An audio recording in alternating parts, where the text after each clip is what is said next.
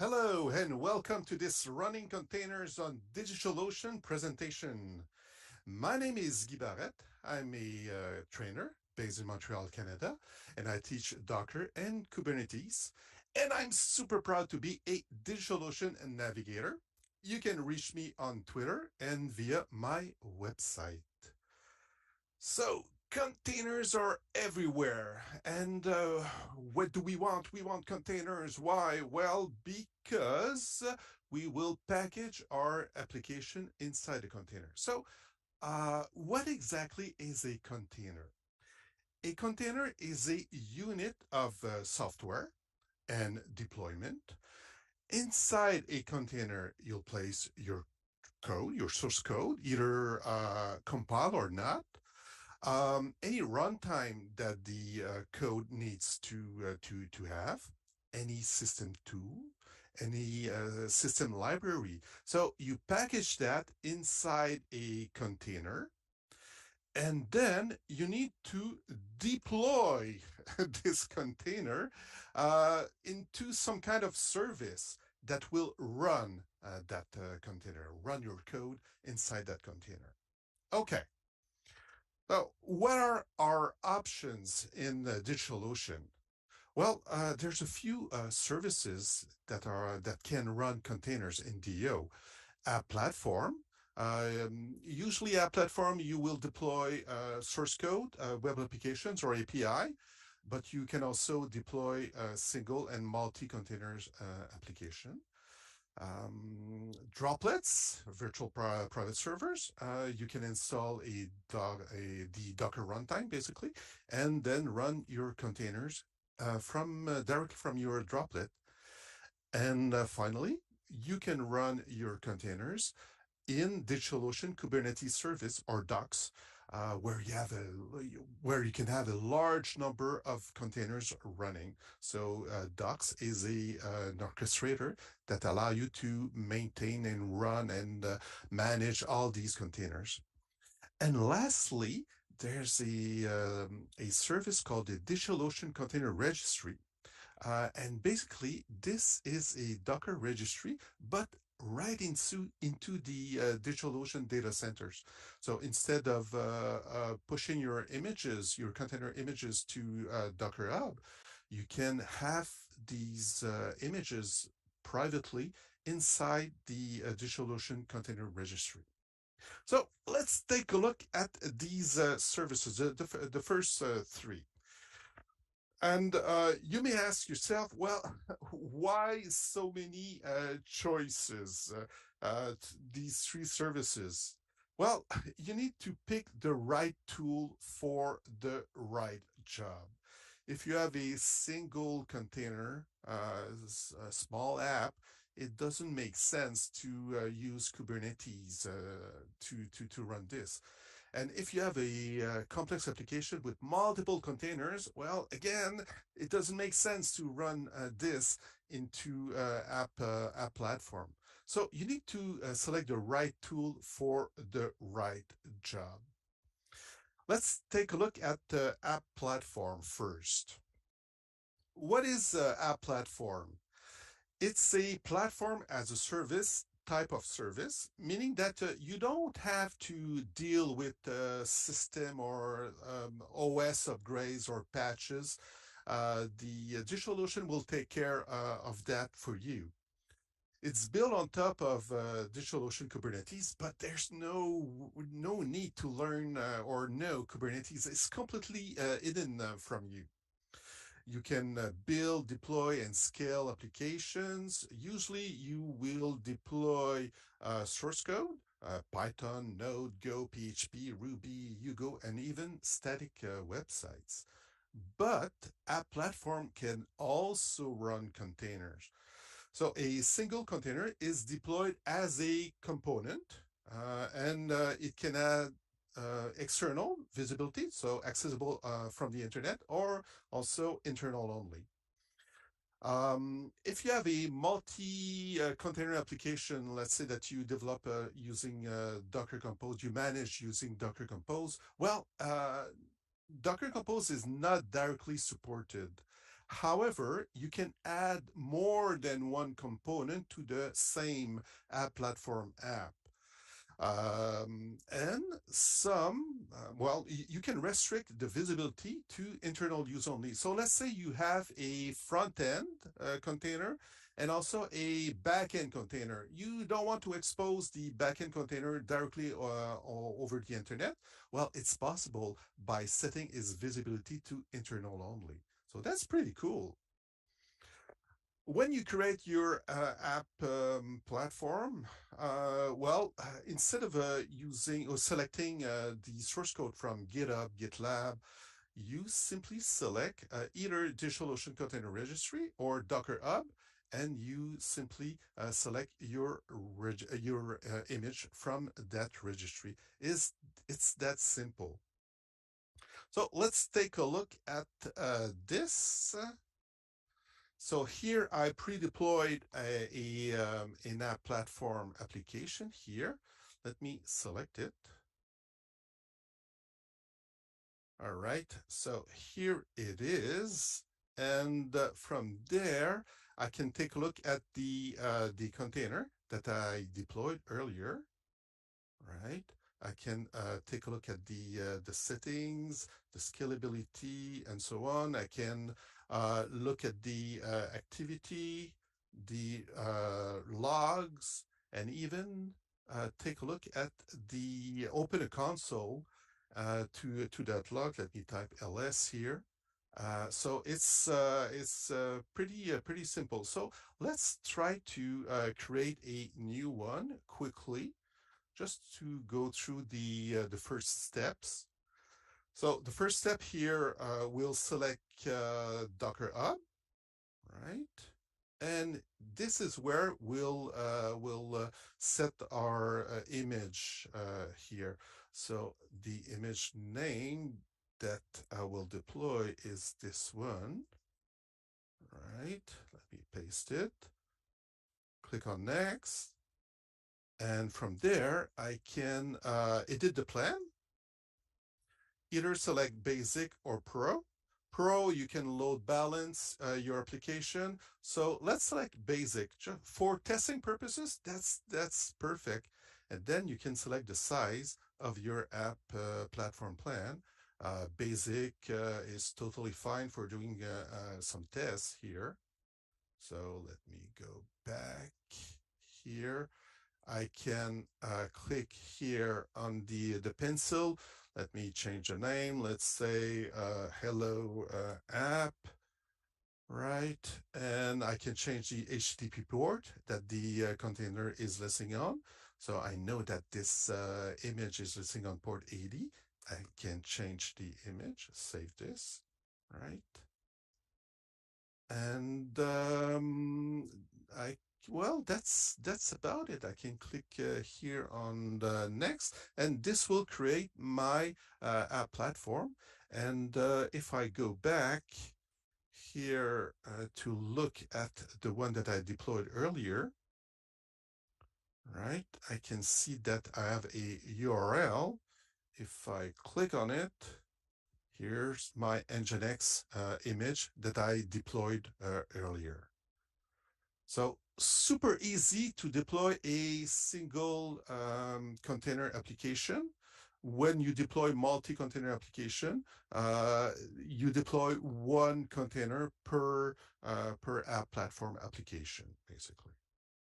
Okay, so that's app platform. Now let's take a look at droplets.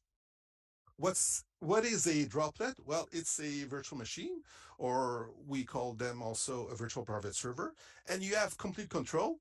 It means also that you're responsible for updating and patching the operating system. What's pretty cool about droplets in DigitalOcean is that you can install applications using the marketplace. They are called one-click apps, and you can install different kind of application. One being Docker. We'll take a look at that in a few seconds. These droplets can be a load balance. You can configure backups. You can configure even external storage using the block storage service. When you create a new droplet, the quickest way to deploy your Docker containers is by pre-installing Docker from the one-click app marketplace. So when you create a new droplet, you select the marketplace tab and you search for Docker, and this will pre-install Docker for you with perfectly configured to run in DigitalOcean. So that's pretty cool. One quick tip here, when you run a container in a droplet like this, always make sure that you specify a restart policy. So here, and highlighted in yellow in the first line, you see a dash dash restart unless stopped. So when you do maintenance on your droplet, or when the droplet restarts, well, your container will be restarted automatically when you specify a restart policy. Same thing if you're using a Docker Compose file, you can specify the same restart policy. Okay, let's take a look at this. So let's go back to the console, and we'll create a new droplet. I've already deployed one, but let's take a look at the first steps. You select your data center. So in my case, Toronto is the closest one. And here you click on Marketplace. And if Docker is not listed here, it is right now, but you can search for Docker. And this will install Docker at the droplet creation. That's super cool. And you can take a look at the details here, learn a little bit more, right? So let's take a look at what I've deployed earlier. I created one called Deploy Demo, right? And what's cool is that I can click here on the console. Here, let me open that a little bit. Clear. So if I do a Docker PS, I can see that have a few containers already running. Let me show you what I've did. To run a single container, I simply use the Docker run command.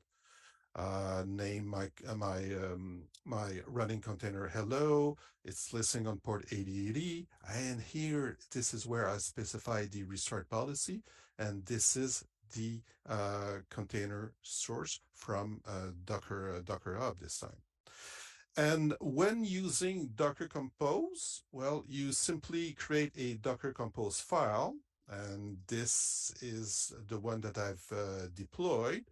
It has three containers. The entry point is the Nginx reverse proxy that I configure. It's sitting on port 80. And it has two routes to these two images here. So if I type the IP address / hello, it will reach the first one. If / bonjour, hello in French, it will reach the second one. And how do you deploy that to your droplet? Well, you can place your YAML file in GitHub repo, let's say, and you can curl to download it, or you can use SFTP or other means here. So here, if I grab the IP address and the name, if I open this, I should be able to reach the first container. So the server name, Nginx prints the container name here. It's 618. If I type bonjour, yeah, the server name is different. So it's the Nginx reverse proxy works fine. All right. Now, last service, the DigitalOcean Kubernetes service. It's Kubernetes as a service, basically. It's certified by the CNCF as Kubernetes conformant, so it's not something that DigitalOcean Act. It's a perfectly working Kubernetes instance. And the beauty of such a service is that you can create a cluster in just a few minutes. And DigitalOcean takes care of the control plane, the master node.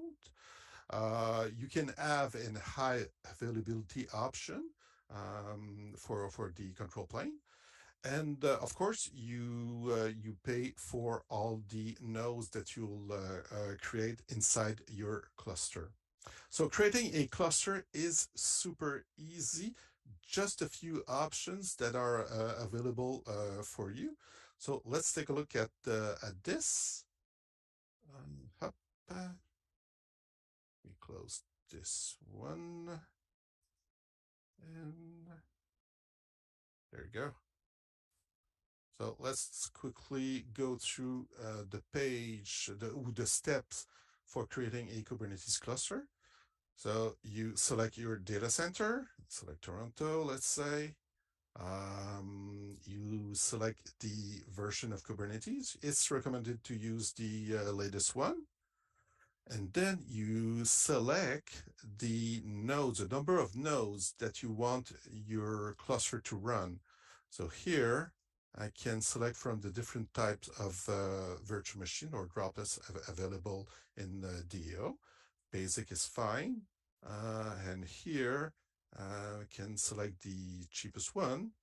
And here, the number of nodes that will, it's 3 times these nodes here.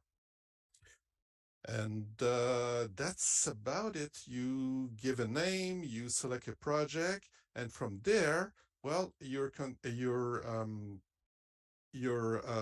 Kubernetes cluster will take a few minutes to create. And from there, let me just go back to the one that I deployed earlier, because I think it's super cool. Right here, after you create your Kubernetes cluster, I really like this getting started section here. The first step was the cluster creation, but after, how do you connect to your cluster? Well, the information is right there. You run this command, kubectl Kubernetes cluster kubeconfig save, and with a giant number here or string. And this, with this, you'll be able to connect to your cluster. So I've already did that earlier. So now I can type kubectl get get nodes to get the number of nodes. I have 3 nodes in my cluster. I can deploy an application if I want. I can create a namespace. So let's say kubectl create namespace vote here, and I can deploy all these YAML files. It's a voting application. I can do that right away like this. And I can take a look at here I'm using K9S. I can select NS to see my namespace. Vote is right here. And I can see the pods and the services being created as we speak. So it's pretty cool. It's an awesome service here. Okay, let me go back to the slides. Ooh, that was quick. 3 services in just a few minutes, but remember, use the right tool for the right job. If you have a single container, or if you're starting using containers, well, try using the App Platform service, and then move on to a droplet if you have a Docker Compose application, and then use Kubernetes. But start at the first step, and then move one step at a time. All right. So thank you for attending Deploy. And I hope you liked the presentation. If you have any question, I think we have time for some questions. Okay, the first question: Do you get SSH on DO apps? Oh, that's pretty cool. You can reach the console from using the DigitalOcean web console. Do we have full access using SSH? I'm not sure. I'm not sure about that one.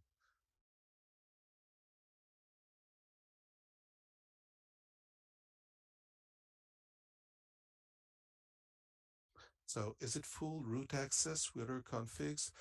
Remember that you're with App Platform, you're running in a sandbox. So what you allowed to do might be limited compared um, to a droplet. So there might be some features, some things that you may want to do that are not possible using a platform.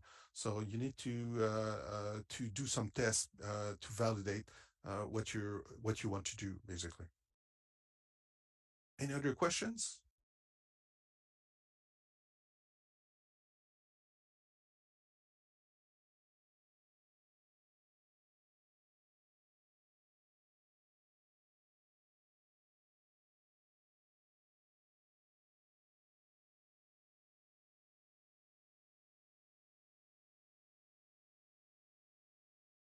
Well, you can post your questions on the Deploy Discord site. So do.co/deploy dash Discord. What are some good resources to start learning containers and Kubernetes? So that's a great question. So first, start by learning Docker, how to create containers, how to package and deploy your application inside a container. That's the first thing you need to do. First step. Learn to containerize your application, do some tests, and then create multi-container application using Docker Compose. That's the second step. On the DigitalOcean website, there are a lot of good articles that have been published over the years. So search in the community section in the DO website.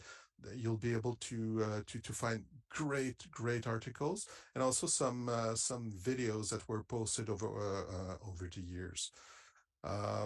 Learning Kubernetes is harder. There's a lot of things to learn. So again, look at the DigitalOcean documentation, and also you can Google on YouTube. There's tons of great content available for you.